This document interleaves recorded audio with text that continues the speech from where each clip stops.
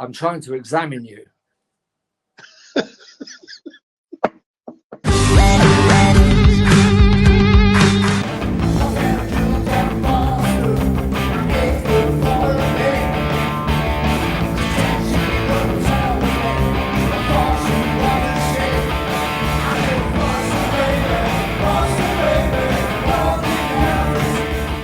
So, hello, Wayne Barrett. Welcome for the second time. Hello, Andy. Actually, let's pretend this is the first time.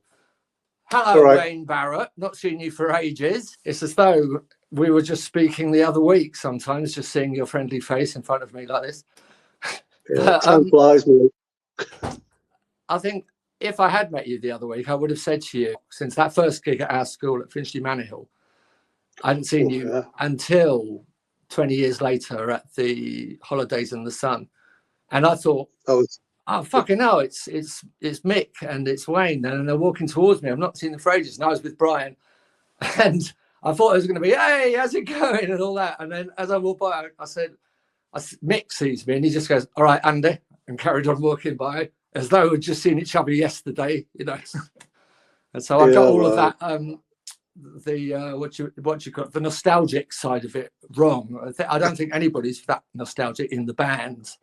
Well, this is like this is 96, and we're talking 76, 77, 78. You know what I mean? My wife says to me all the time, if she's not here, I'm lost, because it's not because I don't respect the people. It's just that I do not have a memory for people's names. That's why I call you Frank.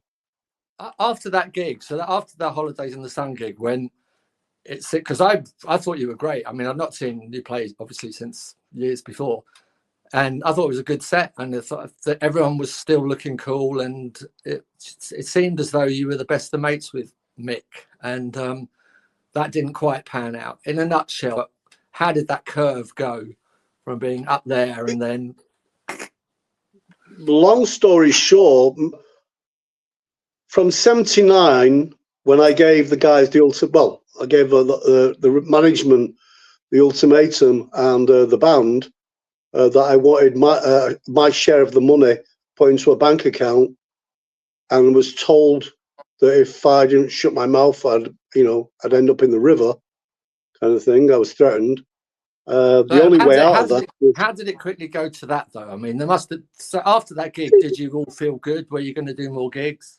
What I'm trying to get at is how long was that? So after that gig in 1996, did you go back to France and he go back to LA? Yeah. But before that, like I said, there was the Shocking album. I think that was 91.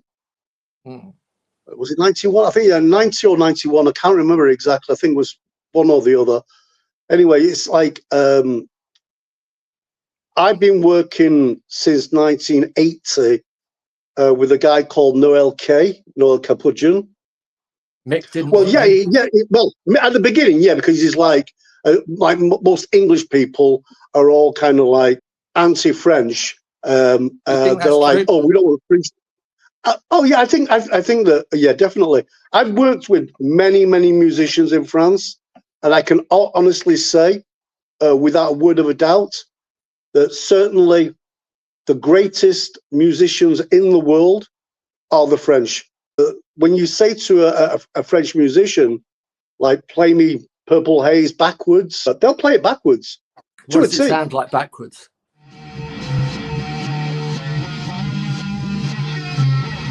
Yeah, sorry.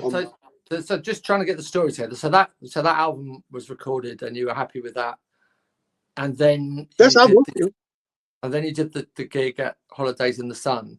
But it's that period after that I'm trying to piece where it went like really downhill between you and Mick, because that was a high, and then I didn't see. Well, I think that what's it called? I think that like Michael's always had this kind of thing, like. You've seen him on stage.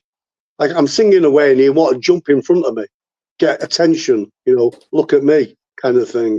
That's why he does.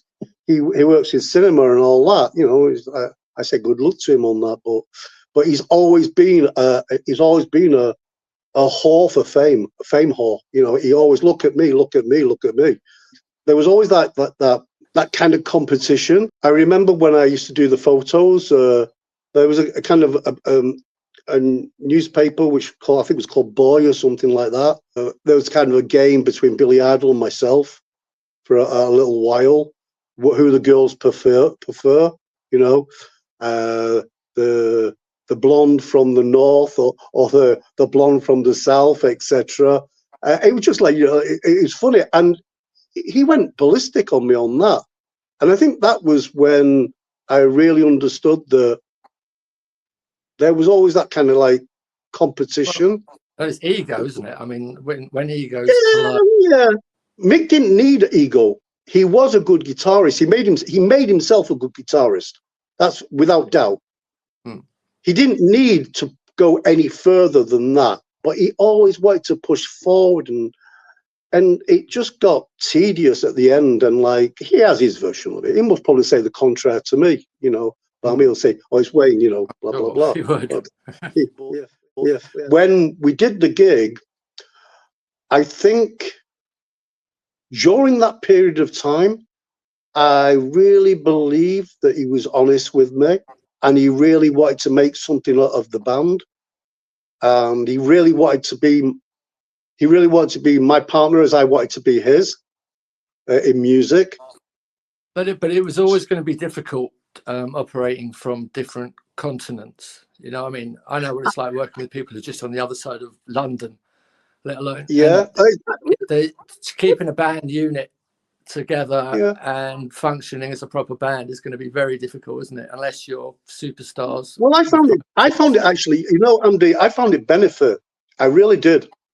I liked the distance between Mick and myself. But it's not like being in a band where you're going to meet up for chats and rehearsals and here's a new idea for a song and all that kind of thing. And so, you know, I know what you're saying, but that, as far as being a proper band after Holidays in the Sun in '96, I think the problems were stacked against you right from the start, I think. But you know, could have been. But, I think you might be. I think you might be a little bit right, Andy, but not completely. It was Michael Ross's idea at the very, very beginning. He said, "Wayne," he said, "you created the name. The name and the band belong to you, right?" And I said, I've always said that from the first day. He said, "You should do something about it." And I said, "I will. I'll go and do the trademark." And I did the trademark, and I protected it. And then it all stopped. Strangely enough, there was no more Howard, there was no more Muffet, there was no more Eddie or Edwina, and that was it. It was over and done with. People talking of Edwina or Ed Garrity, yes, the singer of the Nosebleeds, which I'm going to ask you in a minute about the history of how that became or what Slaughter was involved with that. But they died recently, and it was quite a shock to hear about that. It's always a shock when you hear about someone that is sort of one of your contemporaries that's no longer there anymore. I've got the record. I've got Ain't Beat to No Music School. I love Ed Banger and the Nosebleeds. I thought they were a great band. I thought they really were a good band. They stayed in Manchester. I think that their original name was Wild Ram or something like that, or like I can't remember what their name was. Because I thought Wild Ram was Slaughter and the Dogs before you became Slaughter and the Dogs. So Slaughter and the Dogs. No. You see, this is what happens with little stories like that. They get all like pushed around, and I mean, the first name of Slaughter and the Dogs was Wayne Barrett and the Mime Troupe, which was kind of like a say hi to David Bowie's Mime from Ziggy Stardust and Lindsay Kemp, because I used to do mime at school, and I used to love doing it. So the first name of the band, Wayne Barrett and the Mime Troupe. Yes, yeah, Wayne Barrett and the Mime Troupe was called. So Slaughter and the Dogs existed independently of the Nosebleeds. They were another band entirely. Oh yes, right? Completely. Yeah. I mean, like the only thing that they had similar was I think two of the musicians from the Nosebleeds were from Bagley, Mick was from Bagley, and Muffet too. So right. I was from Peel Hall. So yeah. Years later, Ed did the vocals on the Slaughtering the Dogs album that you weren't on, Bite Back, I believe it's called. Exactly. And so how they must have been mates then.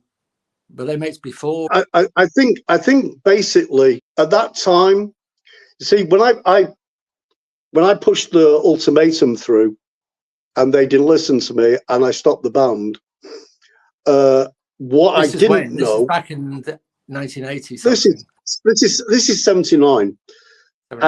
What I didn't know is the Rosses had signed out a deal for an album. Now, I did not know that. I swear on my kids' lives, I did. I thought there was a single, which was You Ready Now, and the B-side, which was Situation. The best thing about it is they put a photo of Eddie on the single of him on it. Well, and I'm that would have been when I would have fallen out. So you must have been pissed off about that. I wasn't, Andy, I wasn't. You know what? Nothing could how could it surprise me? They'd gone from brotherhood to kind of I can expect anything from them. I found that with grievances with band members, I had quite a big grievance with the guitarist from Eater because of scurrilous business, and for a long time I found it difficult to even talk about the subject. When I had to meet him, it was kind of on a superficial level, and for a long time I harbored a lot of resentment about that, and because it was played a big part in my life, and I felt I'd introduced him into my life in the first place by asking him to be in my band, much like your own situation. And so the resentment, the betrayal is double, and but I found that when you're actually confronted with the person of your ire, it's not so easy to maintain that kind of black and white resentment. And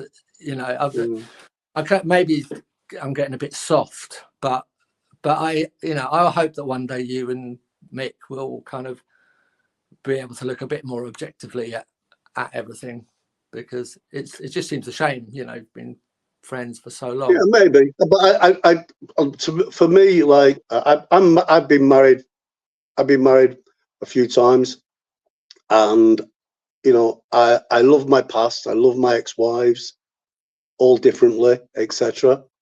But I moved on. With Mick, it's not like you have to be the best of friends. With with Brian, it's not like we don't have to be the closest of friends anymore.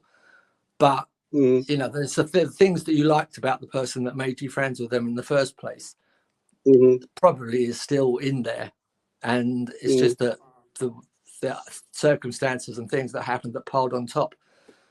Which, if you can look at things philosophically, which is, I think, is an unpopular thing to do these days, but sometimes I can help it. If you do, it becomes harder to maintain a kind of determined hatred of somebody. Andy, I don't have any hatred against Mike. I don't have any hatred against Howard, and I definitely do not have any hatred towards Brian. I mean, I love Brian still, but I think there's too much water that's gone under the bridge since that, and I still get messages from his sidekick, Moz Murray, who sends me messages, or once a week. Moz Murray is his manager, is that right? He's like, I'll hold your guitar. Oh, I'll pay for your flight. I'll do this. I'll do that. And the more he does it, the more Michael lets him do it, and he just loves it. And I just think it's not right. There's a lot of people, I find there's a lot of people in this business, especially around punk, who are big fans, and they then try to get involved with the band, and it's always a bit weird. It's always a bit weird because of just the very. I like fans to stay fans, Andy. What do you make of the punk scene as it is? I think it's lame. I know Lame, it sounds a bit weird, but yeah, yeah. This is becoming like Disneyland. And the best thing is Disney sponsored the Sex Pistols series, which was even better. So by the way, it was talking of stupid Disney type things, have you got anything in the LA or wherever Las Vegas? Where is that punk museum? You know, there's a punk rock museum. I heard that Rossi sold one of his guitars there or whatever. They sold it. But, they paid for it. Well, fucking hell. Of course they do. Michael is one of the best businessmen I know. He hasn't got a penny to his name, but he's always had money. Do you remember that tour that we did together? On that, we all went on that coach up and down the country. On the coach, yeah, with Albert. Yeah. That's it. He was great, wasn't he, Albert? He was great, wearing Howard's German Nazi hat. Yeah, that's what the driving around. Yeah, if you look to your left, you have the town hall of Winslow. He's brilliant. I remember that gig in Newport in Wales, and there was this girl. There was a girl there that I fell in love with, and but I hadn't yet spoken to her. I was gearing myself up for that, and then you moved in there, and within a few seconds, he's disappeared. That was my daytime hobby. You see, them days I enjoyed myself because we were in the kind of business was there, but not too close. I remember that when you all seemed to have hair dryers amongst your possessions on that tour, and that's the first time I thought, all right, I'm a hairdresser by formation. When you came back to Manchester for the first time after you've been away for a while, what did you make of the change? It's like another planet. Everyone was talking money. I was like, I feel like I'm in fucking New York. Money, money, money, money. You know. You know the great thing is, Andy, when you live if you grow up in a country as a kid and everything, and you go and live in another country, when you go back to the country where you were born, you see it a little bit like a camera, virgin from the mind. Like you've got your old souvenirs, etc. But all them souvenirs are gone because nothing is the same. Quite simple. It's just like it's all changed. I mean, like here in France, the poorest person gets 860 euros a month plus benefits, food vouchers, 100% taken care of the medical bills and things like that. Well, but when I heard my mum and my dad, who like worked all their lives, and when my dad had a heart problem, he had to wait 2.5 fucking years to get on the list. Mick didn't want to play Boot Boys for a long time, and I forced him to play it. I said, no, I'm not. Stop. This song is all about Stretford End, Man United supporters going down to West Ham, blah, blah, blah, or whatever, or West Ham supporters coming up to Manchester, having a bit of a fight and all the rest of the shit, watching the game and having some fun. And that's all it is. That's all it was, because that's all we had for fun in them days. Yeah. So I'm not going to say there's another message in where have all the Boot Boys have gone, because that's all it is. I always wondered if it seems like a football anthem sort of song to me. It is a football anthem. On my last album, the new one, I've got Manchester Boys, which is another song for supporters of Manchester United. Do you still follow Man United? I spend all my retirement money on Man United. I shit you not. Okay. I hope my wife doesn't hear that. She'll kill me. But it's like it's mad. Did you ever meet Morrissey back in the days? No, I met his guitarist. Right. Yeah, Johnny was I used to motorize. Because I think Johnny Marr cites Mick Rossi as an influence, an early hero kind of thing. I heard, I might not be true. Yeah, there's an article in his book about me. Apparently, I used to make him shit himself when I get on the bus because. That's quite an accolade. Do you like Morrissey? Do you like the Smiths? I have a bit of a problem with I call them lamb voices. You know, when you sing like this and all that kind of thing. But his voice like a lamb. Be a little bit too like that. But I do like the music. He actually had the balls to actually admit in November that in Wikipedia he was fucking sick of people saying that he was the singer of Slaughtering the Dogs. So he said, I've got to set the record straight. My wife spends 2 days a week rectifying Wikipedia because people like Moz Murray, once again, the ice cream man, right? But he changes it. I've seen his name. Aaron showed me his name, his sub name that he's like pseudo name that he uses to change the information. The Eddie is the singer of Slaughtering the Dogs, and I mean, I used to have Johnny and Jerry. They come to Saint-Tropez with their Johnny and Jerry excuse from the Heartbreakers. They used to come down to when they come to France. They come down and stay at our place a few times. Like they were like, oh, you know, because like. We heard that you stopped taking heroin and all that. We think it might be a good idea. And I'm like, I'm listening to this bullshit, and I'm like, what's he going on about, right? To Jerry, right?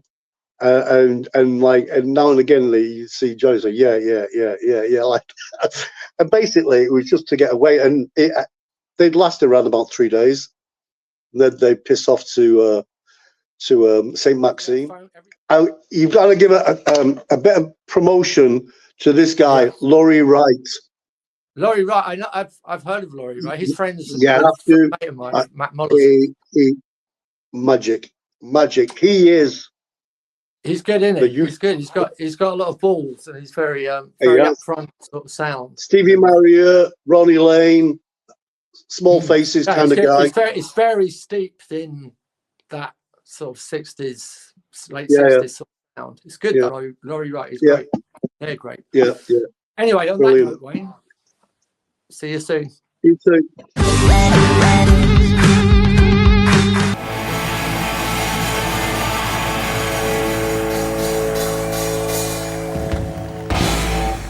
Can you tell me about your personal outlook on life and how it changed once you got involved with the band? Well, nothing really changed because until we went down to live in London, because we stayed for around about a year. When we signed to Decca, around about a year, we stayed in Manchester still because our roots were there. But like a year after, we had to go back down to London because like everything was happening there. Mick and myself, we were saved. We were saved only by one teacher. He was called Mr. Howarth. And Mr. Howarth, the music teacher, changed my life and Michael's life because he said, I've just been listening to what you've been doing. And I'm like, oh, you're not going to send me to the headmaster. And he's like, no. He said, I saw you touching certain notes and you were looking for harmonies, weren't you? And I'm like, well, I want it to sound right. I don't know what a harmony is kind of thing. So he said, would you like to learn music? And I'm like, I'm not sure. And he said, if you learn music, you'll miss out on 75% of your other lessons. And I'm like, whoa, brilliant. Around about, I don't know, it's about 8 months afterwards, a mate of mine, David Pendergast, who knew I was a massive David Bowie fan. Nobody could tell me anything at school about David Bowie. I knew everything. Well, the thing was, is my mate David Pendergast, he said to me, there's a kid a year younger in the school who knows more about David Bowie than you do. Well, that was it. I'm like, where the fuck is he? So I went into the playground And I see this little kid looking like Peter Lorre, right? The first thing that came to mind was Peter Lorre when I saw him, because he had these big global eyes, etc. I mean, he was a chubby kid when he was young, and I was like, I'm like, you know, I heard that you know about Bowie, so I started asking him questions, and the cunt, he answered them correctly to me, and I was gutted. So I said, I know how to keep hold of this kid.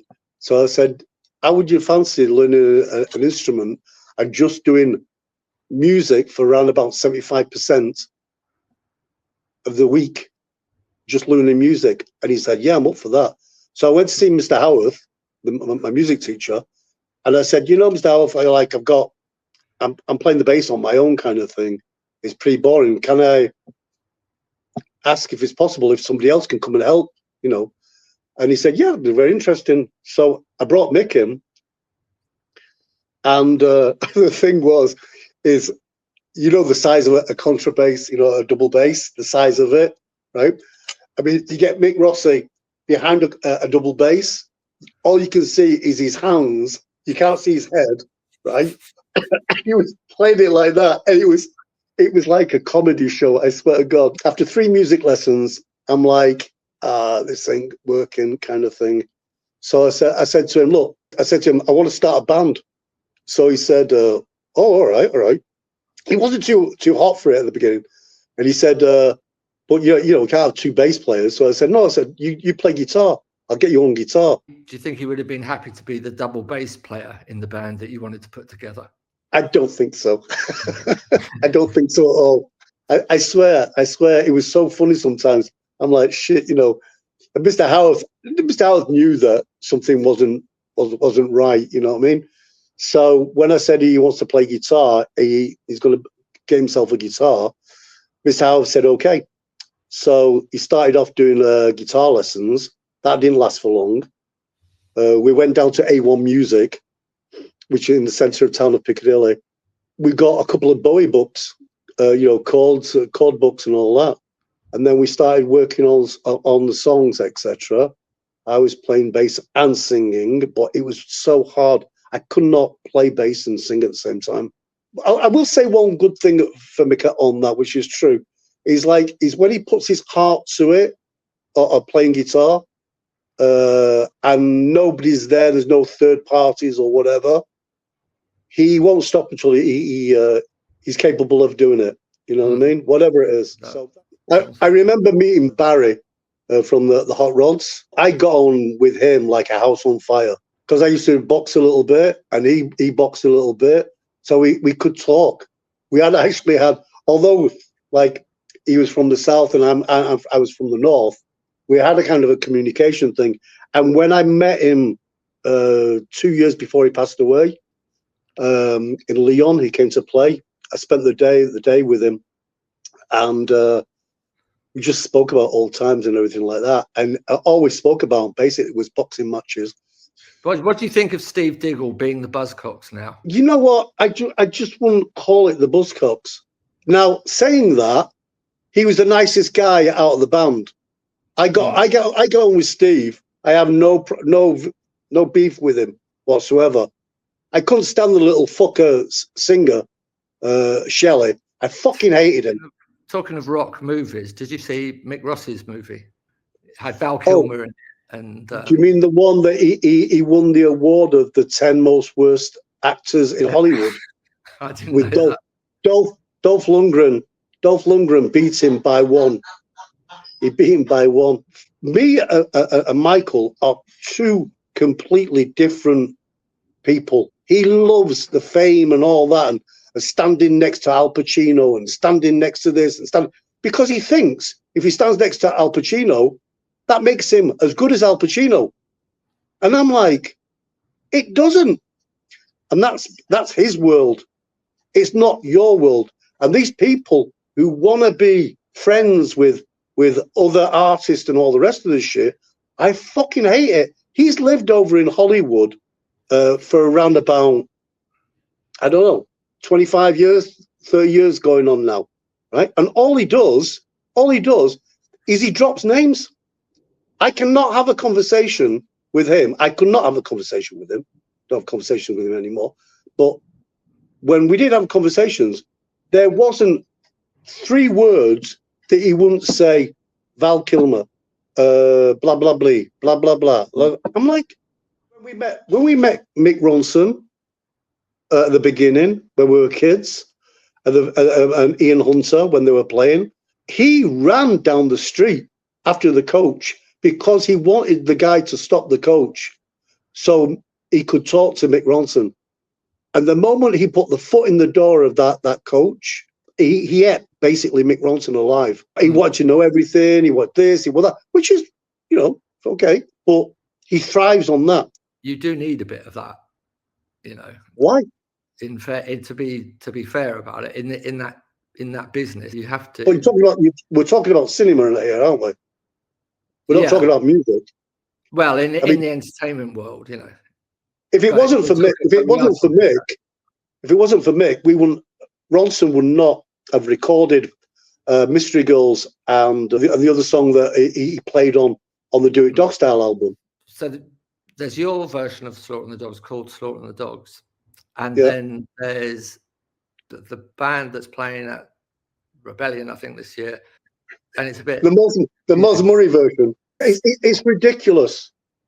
They've taken my face, my body, off the back of the cover of Where Have All the Boot Boys Have Gone and promoted a photo taken of them in 1977.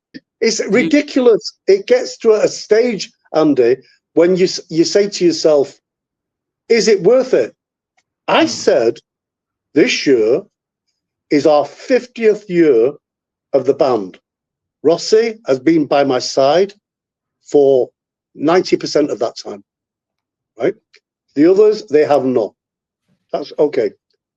If Mick says something about wanting to do something on Slaughtering the Dogs, right? I don't mind. As long as he says ex-musician of Slaughtering the Dogs. I don't mind that. He can write Slaughtering the Dogs as big as he wants.